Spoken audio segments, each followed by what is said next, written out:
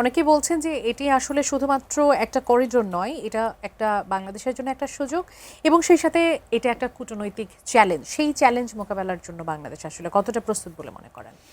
দেখেন, এই যে অর্থনৈতিক করিডোরটা, যে সিল্ক রোড, এই রোডটা কিন্তু আপনি দেখেন যখনই এমওইটা ঘোষণা করলো, ঘোষণা করার সাথে সাথে এতদিন পর্যন্ত কিন্তু আমাদের ভারতের সাথে আমাদের কিন্তু ভিজিট ভিসা কিন্তু বন্ধ ছিল।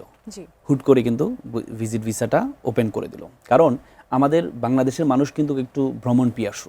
আমরা কিন্তু খুব সহজে, যেমন আমাদের স্থল যোগাযোগ, আগে দেখেন আমরা নেপাল, ভুটান, আমরা ভারত হয়ে যেতে পারতাম, কিন্তু সেই ভিসাটা কিন্তু অনেকদিন বন্ধ ছিল। যেন শুধুমাত্র আমাদের বাংলাদেশিরা শুধুমাত্র ইন্ডিয়ান ভিসা পায়, শুধুমাত্র ইন্ডিয়া সফর করতে পারে। কিন্তু এর আগে যখন দেখলো যে ইন্ডিয়া পার হয়ে নেপাল চলে যাচ্ছে, ভুটান চলে যাচ্ছে, তখনই কিন্তু ওই ভিসাটা বন্ধ করে দেওয়া হয়েছিল। এবং আমাদের সাথে যখন বাণিজ্যিক যেই ব্যাপারটা, আপনি যখন এই যে করিডোর চেয়েছিলাম আমরা নেপালের সাথে, বেরুবাড়ি, যে আমাদের এই যে বেরুবাড়িটা, এটা একসময় তো আমাদেরই ছিল, হ্যাঁ। পরবর্তীতে তাদেরকে আমরা, শেখ মুজিবুর রহমান এটা তাদেরকে প্রদান করেছেন একটা এই সংবিধান সংশোধন করার মাধ্যমে। এটার মাধ্যমে কিন্তু নেপালের সাথে, ভুটানের সাথে কিন্তু আমাদের এই ছিল, স্থল যোগাযোগ ছিল।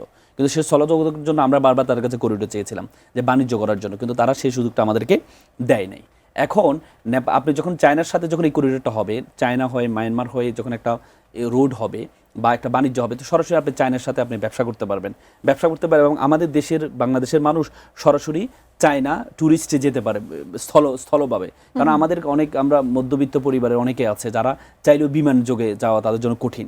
এই যে বিশাল একটা পর্যটন, এটা এতদিন পর্যন্ত আপনি জানেন, এটা ভিজিট ভিসাটা চালু করার পরে ইন্ডিয়ার ব্যবসায়ীরা কিন্তু উল্লাস করেছে, আনন্দ মিছিল করেছে। কেন?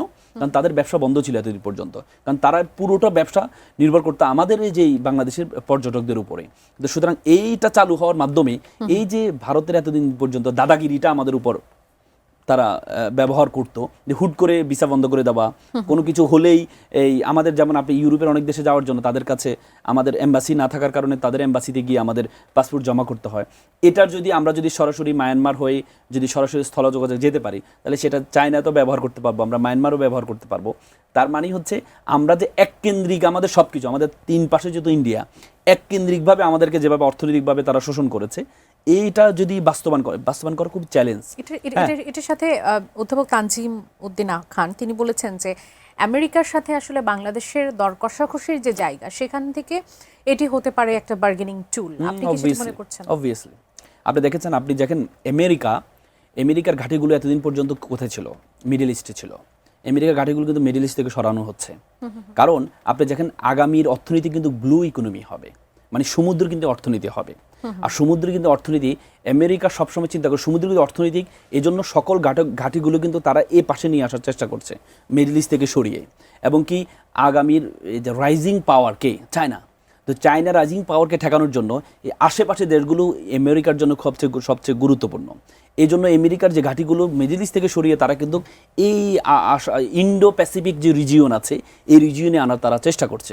তো সুতরাং আপনি যদি এই আমরা যে দেশে এখন দেখেন, এখন বর্তমানে গ্লোবাল ভিলেজ বা বিশ্বগ্রামে ছোট দেশ বড় দেশ বলতে কোনো কথা নেই।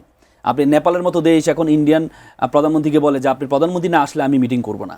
তার মানে এখন এই অবস্থায়, এই অর্থনীতি, ব্লু ইকোনমি অর্থনীতিতে আপনি ছোট দেশ বড় দেশ বলে কোনো কথা বলতে পারবেন না।